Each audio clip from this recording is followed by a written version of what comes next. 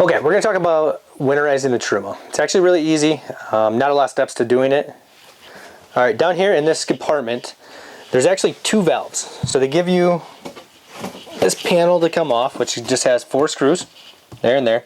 And then they have diagrams of positioning of those valves. So we found out that even if you bypass the Truma, it still back feeds down the circulation line. So what we've done for a long time is we've pumped through the Truma and never had a problem.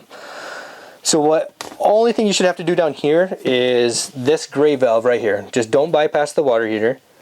Just at some point, just turn that down to there. Just 3 positions. I mean, turn it to all 3 of them quick, and you should pump all the way through that circulation line and the Truma. After you've done that and all your other winterizing, then we'll go outside and I'll show you how to drain the Truma. So let's go outside right now and I'll show you how to drain it. Okay, now that we're outside, Truma's here on the passenger side. We're going to open that up. Alright, so in the Truma, what we're going to do is we're going to relieve all the pressure here. Pull on that pressure relief valve, take any pressure off that's in there. If you don't do that, it's actually going to come shooting out at you, so take the pressure off.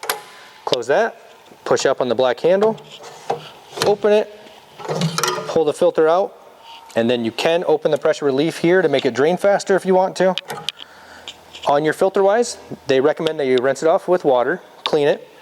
You have the choice if you want to just store it right here or put it back in there. Kind of up to you. We like to store it right here just so anything would flow back into there. It's actually just going to come out. So it's kind of up to you.